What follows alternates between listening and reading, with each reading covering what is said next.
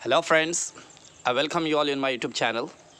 उम्मीद करता हूँ कि आप सब खैरियत से होंगे। So friends, before going ahead we are going to have a recap और revision of the last lesson what we have discussed. Look at here, in previous video we have discussed about relative pronouns. I hope you understood well. Next we have discussed in that video also active and passive voice future tense. So I hope कि आपको समझ में आ गया होगा, और फिर भी अगर कन्फ्यूज़न है और जिन्होंने देखा नहीं है तो उनसे रिक्वेस्ट है कि वो इस वीडियो को ज़रूर देख लें। देखिए आई बटन पे दिख रहा है, वो उसको टच करके ज़रूर देख लें ताकि आइंदा का वीडियो, अब जो आज का जो वीडियो है वो भी समझ में आ जाए, क्योंकि हर वीडियो एक दूसरे से अटैच है, एक दूसरे का कोहेरेंट है। क्लियर हुई बात? तो चलते आगे, हम आज पढ़ेंगे डबल ऑब्जेक्ट के बारे में and passive of interrogative sentence के बारे में।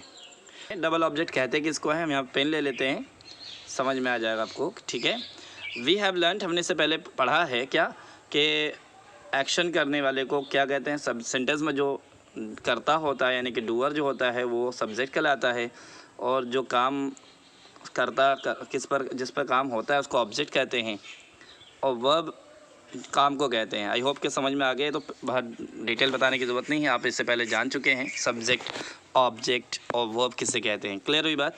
तो यहाँ पर सब्जेक्ट के एग्जांपल के तौर में लिखा मोहसिन एट एन एप्पल। ये सब्जेक्ट हो गया मोहसिन, वर्ब एट, ऑब्जेक्ट क्या है, एन एप्पल।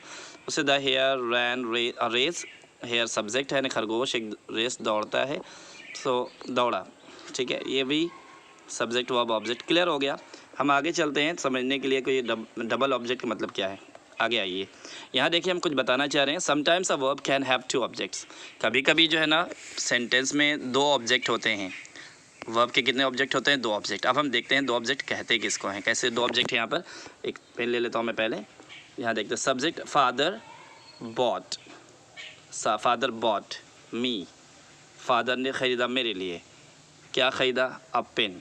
ठीक है, तो फादर सब्जेक्ट हो गया, वर्ब क्या, बॉट हो गया, ऑब्जेक्ट मी पहला ऑब्जेक्ट, और दूसरा ऑब्जेक्ट क्या, अ पेन। उसी तरह Radha wrote her father, Radha ने अपने फादर को लिखा, क्या लिखा, अ लेटर। ये भी ऑब्जेक्ट है और फादर भी ऑब्जेक्ट है। They asked him a question, उन्होंने उससे पूछा, क्या पूछा, एक सवाल। तो यहाँ समझ में आ रहा है कि ऑब्जेक्ट दो हो रहे हैं हमारे, ऑब्जेक्ट वन और ऑब्जेक्ट टू। नीचे देखते हैं, object one is called indirect object. Object one को कहते हैं इनडायरेक्ट ऑब्जेक्ट। क्लियर हुई बात? और ऑब्जेक्ट टू को कहते हैं direct object. Any confusion here? यानी कि पहले वाले को इनडायरेक्ट ऑब्जेक्ट कहेंगे और दूसरे वाले को डायरेक्ट ऑब्जेक्ट कहेंगे। दोनों ऑब्जेक्ट इंपॉर्टेंट। अब दोनों ऑब्जेक्ट होते हैं सेंटेंस में तो कंफ्यूज होते हैं हम लोग कि भाई हम कैसे बनाएंगे, कैसे समझेंगे पहला ऑब्जेक्ट, दोनों में से दो ही ऑब्जेक्ट है। तो पहले वाले को इनडायरेक्ट ऑब्जेक्ट कहेंगे, दूसरे वाले को डायरेक्ट ऑब्जेक्ट कहेंगे। अच्छा, क्या मतलब है? आगे देखते हैं, the indirect object can be a noun और अ प्रोनाउन। जो इनडायरेक्ट ऑब्जेक्ट होगा यानी कि जो पहला वाला होगा ये नाउन होगा या तो प्रोनाउन होगा। मी प्रोनाउन है, हर फादर नाउन है, और हिम क्या है, प्रोनाउन है। तो ये जो पहला इनडायरेक्ट जो ऑब्जेक्ट होगा वो होगा या तो नाउन या तो प्रोनाउन। क्लियर हुई बात? अच्छा, जो डायरेक्ट ऑब्जेक्ट होगा ऑलवेज अ नाउन। ये जो डायरेक्ट ऑब्जेक्ट होगा वो हमेशा नाउन ही होगा, ये प्रोनाउन नहीं हो सकता। क्लियर हुई बात? जैसे a pen, a letter, a question, सब ये नाउन है। क्या समझ में आ गया?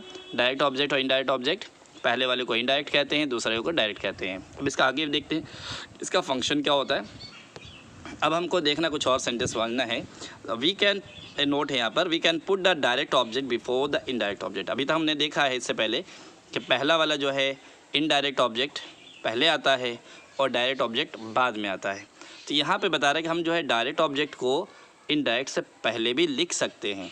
ठीक है, मुमकिन है कि पहले तो डायरेक्ट एक नंबर में आता है ये, और दो नंबर में ये आता है। ठीक है, जो नॉर्मल सेंटेंस होते हैं। लेकिन बता यहाँ रहा ये कि हम इसको एक नंबर पे बना सकते हैं और इसको दो नंबर पे बना सकते हैं। कब? But for that we have to add a suitable preposition. लेकिन उसके लिए हमको एक सुटेबल, एक मुनासिब प्रीपोजिशन लगाना पड़ेगा, जैसे टू, फॉर, फ्रॉम। ये लगाकर हम इसको, अब डायरेक्ट ऑब्जेक्ट को हम पहले लगा सकते हैं और इनडायरेक्ट ऑब्जेक्ट को बाद में लगा सकते हैं। क्लियर हुई बात? लेकिन वो करने के लिए हमको ये प्रीपोजिशन का इस्तेमाल करना पड़ेगा, एक्सेट्रा, और भी दूसरे प्रीपोजिशन लगा सकते हैं। Before the indirect object. किससे पहले लगाना है? इनडायरेक्ट ऑब्जेक्ट से पहले लगाना है। क्लियर हुई बात? अब इसको हम और भी डिटेल समझते हैं। ये थोड़ा कंफ्यूजिंग है लेकिन ईजी है, समझ में आ जाएगा। देखिए यहाँ पर जो है एग्जाम्पल मैंने दोनों लिखा है। एक एग्जाम्पल तो पहले जो हमने पहले देखा था, फादर बॉट मी अ पेन। ठीक है, फादर ने ख़रीदा मेरे लिए अ पेन। ये पहला वाला प्रोनाउन है, इनडायरेक्ट ऑब्जेक्ट है। अ पेन डायरेक्ट ऑब्जेक्ट है, यही रूल होता है नॉर्मल। लेकिन now we shall put the direct object before the indirect object. अब हम जो है ना डायरेक्ट ऑब्जेक्ट यानी कि दूसरे इस पहले वाले को यानी डायरेक्ट ऑब्जेक्ट मतलब कौन है? ये इनडायरेक्ट। और ये डायरेक्ट ये वाला सेकंड वाला हुआ। ठीक है, डायरेक्ट मतलब सेकंड वाला ऑब्जेक्ट 2। हम इसको पहले लगा सकते हैं, यहाँ पर ला सकते हैं। समझ में आ गई बात? दूसरे वाले को हम पहले लगा सकते हैं और एक वाले को दूसरे में भेज सकते हैं। कैसे भेजेंगे उसके लिए तरीका देखिए। हम फादर को लिखेंगे सब्जेक्ट फादर, नो चेंजेस। ये फादर को हम लाएंगे इधर। ठीक है, उसी तरह बॉट का वर्ब, दोनों वर्ब आ जाएगा। अब मी है और अ पेन है, तो हम ऑब्जेक्ट 2 को क्या लगाएंगे? हम यहाँ लाएंगे पहले वाले पर, फादर बॉट अ पेन। अब मी को लेके जाना है दूसरी जगह, तो उसके लिए हमने क्या कहा? प्रीपोजिशन लगाना पड़ेगा। फॉर मी, मी इधर आएगा और बीच में क्या लगेगा? प्रीपोजिशन। तो हम ऐसा बना सकते हैं, father bought a pen for me. उसी तरह दूसरा देखते हैं, राधा, हम उतार देंगे राधा को। उसी तरह रोड भी आ जाएगा और हर फादर जाएगा इसमें। ठीक है, अ लेटर लाएंगे इसमें, लेकिन हम यहाँ पर क्या लगाएंगे? To. Dada wrote a letter to her father. समझ में आ गई बात? क्लियर हुआ यहाँ पर? अच्छा, उसी तरह दे को हम लाएंगे इधर तीसरे वाले पर, आस्ट हम वर्ब में लगा देंगे, हिम को ले जाएंगे इनडायरेक्ट ऑब्जेक्ट में। ठीक है, इनडायरेक्ट को दूसरे मतलब आखिर में ले जाएंगे और अ क्वेश्चन लेके आएंगे इधर और उसके पहले लगाए क्वेश्चन फ्रॉम हिम। ठीक है, they asked a question from him, उन्होंने उससे एक सवाल पूछा। तो I hope you got it, समझ में आ गया। यानी कि हम इनडायरेक्ट को हम डायरेक्ट की जगह पे लगा सकते हैं, लेकिन उसके लिए हमको प्रीपोजिशन का इस्तेमाल करना पड़ेगा। क्लियर हो गई बात? चलिए आगे देखते हैं, एक्सरसाइज देखते हैं। अब एक्सरसाइज आपके लिए है, आई होप के समझ में आ गया होगा। बहुत डिटेल मतलब आप लोग तो माशाल्लाह इतना कुछ सीख गए हैं, समझ गए होंगे। एक्सरसाइज में बनाना है आपको सप्लाई सुटेबल पेन ले लेते हैं। Supply suitable indirect object in each sentence. एक आपको सुटेबल इनडायरेक्ट ऑब्जेक्ट लगाना पड़ेगा। ठीक है, तो आई प्रॉमिस्ड हिम ऑल हेल्प। ठीक है, यहाँ पर इनडायरेक्ट ऑब्जेक्ट यहाँ पर आएगा। ये प्रोनाउन हो सकता है और एक नाउन भी हो सकता है, लेकिन यहाँ पर हमेशा नाउन ही होगा। ठीक है, तो आपको यहाँ सप्लाई करना है, देना है क्या? Suitable indirect object. आप दे देंगे ना उसको, आई प्रॉमिस्ड हिम ऑल हेल्प। उसी तरह आई प्रॉमिस्ड हर, आई प्रॉमिस्ड देम, कुछ भी लगा सकते हैं। आई promised my friend, I promised my sister. ठीक है, ये होगी बात। आगे देखते हैं, आप इसको बना लीजिएगा। नेक्स्ट वन में देखते हैं एक्सरसाइज 2 में। अब यहाँ पर लगाना है आपको, एक्सरसाइज 2 में देख लें, पेन ले लेते हैं। Supply a suitable direct object. Direct object यहाँ पर सप्लाई करिए, यानी कि डायरेक्ट ऑब्जेक्ट लगाना है आपको, यानी कि समझ में आया? तो आई आस्क्ड मीशा, लेकिन ये मीशा है, यानी कि डायरेक्ट ऑब्जेक्ट को लगाना है यहाँ पर। इनडायरेक्ट पहले आ गया है। आई आस्क्ड मीशा, क्या पूछा? I asked Misha a question बोल सकते हैं। आई आस्क्ड मीशा, मैंने मीशा से क्या पूछा? डायरेक्ट ऑब्जेक्ट लगाना है। तो डायरेक्ट कहाँ होता है? पहले वाले को इनडायरेक्ट कहते हैं, दूसरे वाले को डायरेक्ट कहते हैं, याद है ना? तो यहाँ पर आपको लिखना है आई आस्क्ड मीशा क्वेश्चन। उसी तरह और भी आप बना लेंगे। क्लियर हुई बात? चलिए आगे देखते हैं, समझ में आएगा। अब आपको यहाँ पे एक्सरसाइज लगाना है, पुट एक्सरसाइज नंबर 3 में, put the sentences in the form of table as shown. आपको इसी तरह बनाना है सब्जेक्ट, वर्ब, इनडायरेक्ट ऑब्जेक्ट और डायरेक्ट ऑब्जेक्ट, किसी को क्लियर कर देना है। ठीक है, बॉक्स में बना लेंगे। आगे देखते हैं exercise 4, put the direct object before the indirect object in each sentence. अब आपको डायरेक्ट ऑब्जेक्ट को इनडायरेक्ट ऑब्जेक्ट से पहले लगाना है। जैसे यहाँ पर एक एग्जांपल मैंने लिखा था, he showed me a book. यहाँ पर पहला जो है ये इनडायरेक्ट ऑब्जेक्ट है और दूसरा वाला जो है ये डायरेक्ट ऑब्जेक्ट है। तो हम क्या करेंगे? ही का ही लगा देंगे, शोड का शोड आ जाएगा। अब बुक है, अ बुक डायरेक्ट ऑब्जेक्ट को हम लगाएंगे पहले, अ बुक टू मी। ठीक है, ये प्रीपोजिशन लगाकर लगाएंगे मी। क्लियर हुई बात? He showed a book to me, उसने मुझे एक किताब दिखाया। आई बात समझ में? आई होप के समझ में आ गया होगा। ये आपके लिए एक्सरसाइज है, try to do it, complete it. If you have any doubt comment me also, ask me that sir once again you repeat. So मैं फिर से एक्सप्लेन करूँगा इंशाल्लाह, अगर आपको कोई डाउट हुआ तो। ठीक है, चलिए आगे देखते हैं हम लोग। आज हम पढ़ेंगे पैसिव वॉइस का इंट्रोगेटिव सेंटेंस। अब तक हमने इससे पहले अफर्मेटिव सेंटेंस पढ़ा है, पैसिव वॉइस का, प्रेजेंट का, पास्ट का और फ्यूचर का। आपको मैंने बहुत सिंपल में बताया ताकि आपको समझ में आ जाए। अब हम उसका जो है इंट्रोगेटिव यानी यस नो क्वेश्चन के बारे में डिस्कस करेंगे। अब यस नो क्वेश्चन बनाएंगे, बिल्कुल सही वही सेम तरीका है। आपको थोड़ा सा वो जो पहले अपने सीखा है उसको दिमाग में रखना पड़ेगा और वो रूल याद रखना पड़ेगा, तो फिर आसानी से क्लियर हो जाएगा। ठीक है, आगे देखते हैं प्रेजेंट का। भाई यस नो क्वेश्चन देखेंगे, yes no questions of present tense. अब उसका वही 3 रूल है। एक्टिव वॉइस का रूल क्या है, सिंपल में डू डस लगाते हैं ना क्वेश्चन मार्क में, फिर सब्जेक्ट लगाते हैं, वर्ब का फर्स्ट फॉर्म रहता है, फिर ऑब्जेक्ट लगाते। हम इसको पैसिव बनाएंगे, बिल्कुल इज आर एम पहले लगा देंगे। ठीक है, उसके बाद सब्जेक्ट लगा देंगे, कोई कन्फ्यूज़न। उसके बाद वर्ब का थर्ड फॉर्म रहेगा और बाय लगाकर फिर एजेंट बनाएंगे। जैसे एग्जांपल है does he need a pen. Does ये प्रेजेंट सिंपल का तरीका पता समझ में आ गया। डू डज लगा तो प्रेजेंट सिंपल है। तो डज का does he need a pen तो हम क्या लगाएंगे, इज आर एम, तो हम पहले लगाएंगे। अ पेन यहाँ पर ऑब्जेक्ट है, ये हमारा सब्जेक्ट बनेगा, तो अ पेन सिंगुलर इसलिए इज लगाएंगे। क्लियर हुई बात, इज अ पेन। अब वर्ब का थर्ड फॉर्म आ जाएगा नीडेड और बाय लगा करके ही का हो जाएगा हिम। क्लियर हुई बात, कोई कन्फ्यूज़न नहीं ना, बिल्कुल सिंपल है। डज को बदलेंगे इज आर एम से, डू डज को बदल देंगे इज आर एम से। ठीक है, और इज आर एम लगा हुआ है तो इज आर एम का जगह इज आर एम लगा देंगे, और सब्जेक्ट है सब्जेक्ट लगा देंगे, और फार्मूले का बीइंग लगाएंगे। नो प्रॉब्लम, खाली वो जो बीइंग आप उसमें भी सीखे तो बीइंग इसमें भी सीखें। ठीक है, वही चीज़ है। बीइंग वर्ब का थर्ड फॉर्म प्लस एजेंट। हम इसको देख लेते हैं।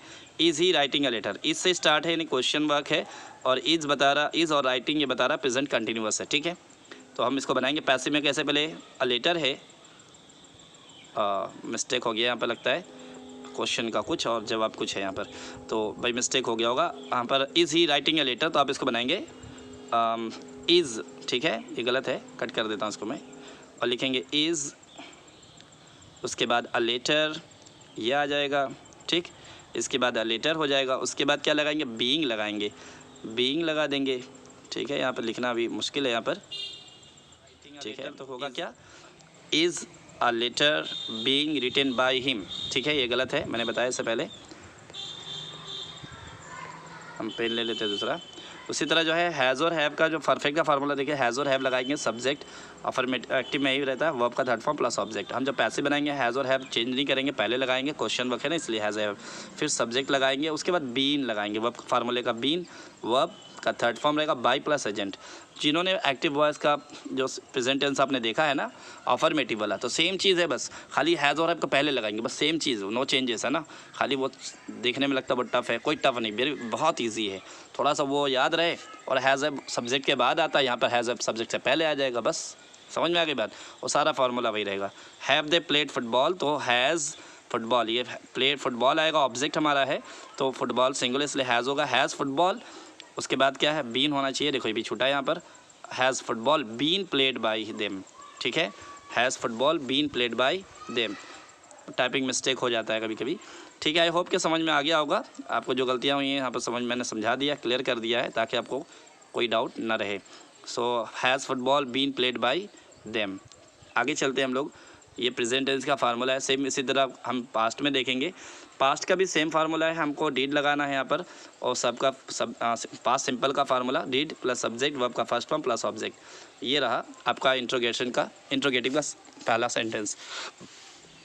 जब हम इसको पैसिव में बनाएंगे तो वॉज वर लगाएंगे, उसमें भी लगाते थे, आप देखेंगे ना जब अफर्मेटिव में तो वॉज वर लगाते थे, पास्ट सिंपल का जब पैसे बनाते थे वॉज वर लगाते थे। हम यहाँ वॉज वर पहले लगा देंगे, उसके बाद सब्जेक्ट लगाएंगे, वर्ब का third form plus by plus agent same रहेगा। डिड ही फोन यू, सो यहाँ पर फोन यू, सो या यू है तो यू के लिए क्या आएगा, वॉज तो होगा नहीं, were you phoned by him. ठीक है, were you phoned by him. उसी तरह वाज से कंटिन्यूस में वाज वेयर होता है, सब्जेक्ट वर्ब का verb plus ING plus object होता है। हम इसको जब कंटिन्यूस बनाएंगे तो वाज वेयर पहले लगा लेंगे, उसके बाद सब्जेक्ट लगाएंगे, उसके बाद बीइंग लगाएंगे। ठीक है, सेम चीज़ है, वर्ब का third form plus by plus agent. इसमें बनाएंगे wash he washing the clothes, so the clothes चूँकि प्लुरल है, ये हमारा जो है सब ऑब्जेक्ट है, ये सब्जेक्ट बनकर आएगा, तो क्लॉथ्स प्लुरल इसलिए वर लगाएंगे, वर द क्लॉथ्स।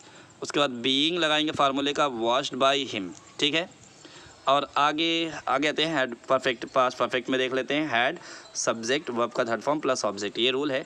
जब हम इसको पैसिव में बनाएंगे तो हैड पहले रहेगा, फिर सब्जेक्ट लगाएंगे, फार्मूले का बीन लगाएंगे, वर्ब का third form by plus agent. तो हम यहाँ देखते हैं had she written a letter. Had she written a letter, ये बता रहा है कि हैड है तो वर्ब का थर्ड फॉर्म है, हैड और वर्ब का थर्ड फॉर्म पास्ट परफेक्ट है। तो हम अ लेटर है, अ लेटर हैड का तो सिंगुलर के लिए भी हैड और प्लूरल के लिए भी हैड। अ लेटर जो है ये ऑब्जेक्ट है, तो हम इसको लगाएंगे सब्जेक्ट बना करके। तो हैड तो सिंगुलर के लिए भी है, प्लूरल के लिए भी होता है, हैड अ लेटर। उसके बाद फार्मूले का बीन लगाएंगे, ठीक है। उसके बाद वर्ब का थर्ड फॉर्म बाई प्लस हर, ये तो हर हो जाएगा। आई थिंक ये समझ में आ गया होगा आपको, कोई प्रॉब्लम नहीं है। फ्यूचर में देख लें सेम चीज़, उसी तरह फ्यूचर सिंपल का भी वही तरीका, विल शल और सब्जेक्ट वर्ब का फर्स्ट फॉर्म प्लस ऑब्जेक्ट। हम इसको बनाएंगे विल शल बाद पहले लगा लेंगे, सब्जेक्ट लगाएंगे, उसके बाद बी लगाएंगे, वर्ब का third form plus by plus agent. तो will you steal the books, ठीक है, will you steal the book, ये है विल लगा है, प्रेजेंट फ्यूचर सिंपल है बिल्कुल। और हम जो द बुक है हम लगाएंगे यहाँ विल द बुक, ठीक है। द बुक हो जाएगा सब्जेक्ट बनकर आएगा इधर, विल द बुक। उसके बाद फार्मूले का बी है, हम बी लगा देंगे। उसके बाद वर्ब का थर्ड फॉर्म, स्टील का वर्ब का थर्ड फॉर्म स्टोलन, और बाई लगा करके यू का यू होता है, ठीक है, नो चेंजेस। उसी तरह यहाँ पर जब कंटिन्यूस तो बनता नहीं फ्यूचर का, फ्यूचर कंटिन्यूस नहीं बनता है, ठीक है। फ्यूचर परफेक्ट में विल और शल, उसके बाद सब्जेक्ट, उसके बाद हैव, है ना, विल शल होता है, फिर सब्जेक्ट होता है, हैव होता है, वर्ब का थर्ड फॉर्म प्लस ऑब्जेक्ट होता है। तो हम जब इसको बनाएंगे तो पहले विल शल वैसे रहेगा, सब्जेक्ट लिख लेंगे और हैव, उसके बाद बीन लगाएंगे, फार्मूले का बीन लगाएंगे, वर्ब का third form plus by plus agent, same है। और मैं ज़्यादा वक्त लेना नहीं चाह रहा, इसलिए जल्दी पढ़ा रहा हूँ। इसी तरह हम बनाएंगे यहाँ पर will she have done her homework, ये क्वेश्चन है, will she have done her homework. तो हम लिखेंगे हर होमवर्क है, ये से आएगा बिल्कुल, हैड, ये फिर गलत हो, अच्छा वो उधर का इधर हो गया, देखो ये प्रिंटिंग मिस्टेक, ये कुछ और भी है, एक्सरसाइज देख लें। Turn the sentence into passive voice में ये 17 क्वेश्चन मैंने डाले हैं, आप इसको जो है क्या करेंगे, सबको पैसिव बना के देखेंगे, ठीक है। जो समझ में आ गया ठीक, नहीं समझ में आया तो आप पूछ सकते हैं मुझसे भी, कमेंट कर सकते हैं, ये आपकी प्रैक्टिस के लिए है। जितना आप प्रैक्टिस करेंगे उतना आपका पैसिव और ग्रामर मजबूत होगा, ठीक है। चलिए आगे देखते हैं। एक्सरसाइज 2 भी है, डजंट गॉड ऑनेस्ट, यहाँ पर भी बताना, rewrite is sentence into passive form, को पैसिव फॉर्म में बनाना है। Doesn't God help honest man, ये क्वेश्चन है, डजंट से तो हम आरेंट लगा लेंगे, आरेंट। अच्छा नेगेटिव है इसमें, नेगेटिव मैंने डाला है क्योंकि नेगेटिव के लिए कोई और एग्जाम्पल नहीं, बस इज आर एम के बाद नॉट लगाना, वॉज वेयर के बाद नॉट लगा, ठीक है, समझ में आ रही बात। Doesn't God help honest man, तो यहाँ पर जो है इसको हम बनाएंगे फार्मूले, प्रेजेंट सिंपल है ना, तो प्रेजेंट सिंपल में इज़ार एम लगाते हैं, इज़ार एम लगाएंगे, आर लगाएंगे, उसके बाद नॉट है तो नॉट लगा देंगे, आरेंट, ठीक है। उसके बाद सब्जेक्ट क्या, honest man, so honest man लगा देंगे सब्जेक्ट। उसके बाद वर्ब क्या है, वर्ब आ जाएगा थर्ड फॉर्म हेल्प्ड, उसके बाद बाई लगा करके गॉड, गॉड ये आ जाएगा ऑब्जेक्ट में, ठीक है। Aren't honest man help by God. उसी तरह ये भी क्वेश्चन है, डोंट लायंस ईट वेजिटेबल्स, ये आप फिर से बना के अपने से समझ के बना के दिखाइए, ठीक है। I hope you can do it, you don't have any confusion, if you still have any confusion you can ask me, comment me, आप मुझे कमेंट करके बताएं कि आपको वीडियो कैसा लग रहा है, समझ में